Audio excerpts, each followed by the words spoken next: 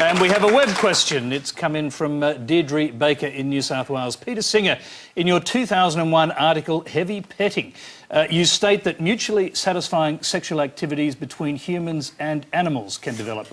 Please explain. I wondered if that one would come up. So firstly, it was a book review. It wasn't really an article. I was reviewing a book that discussed this issue. I mean, it is a fact that there is sexual contact between some humans and animals.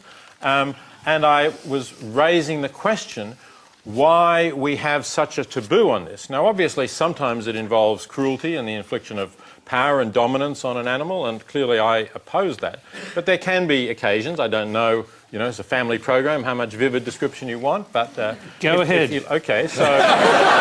Speak for yourself! Speak for yourself! This is really interesting, by the way. I'm clearly not on American television tonight, because no American host would have said that. OK, so here's an example. A woman has oral sex performed by her dog, OK? Brings new meaning to doggy style.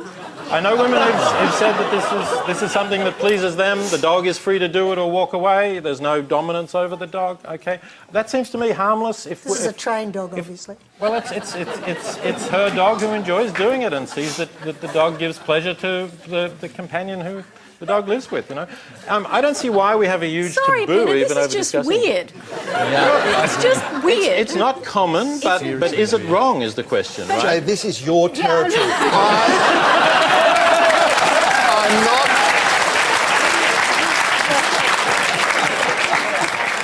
Let's get a psychiatrist's perspective on this.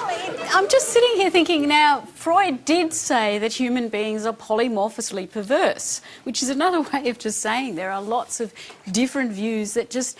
Sometimes you have to draw the line and go, that's weird. But is it wrong? Would you want to cure a patient, or would you want to make a patient... So suppose, I mean, I've actually... I'm not going to cure anyone who doesn't want to be cured. Right, exactly. That's the other side of it. So since I wrote this little piece, I've had people, sex therapists, come to me and say that they've had patients who were tortured with guilt because they got some sexual satisfaction from contact with their animals, and their lives were miserable. And they gave them my article, and that helped them because it helped them to see that other people were doing the same sort of thing.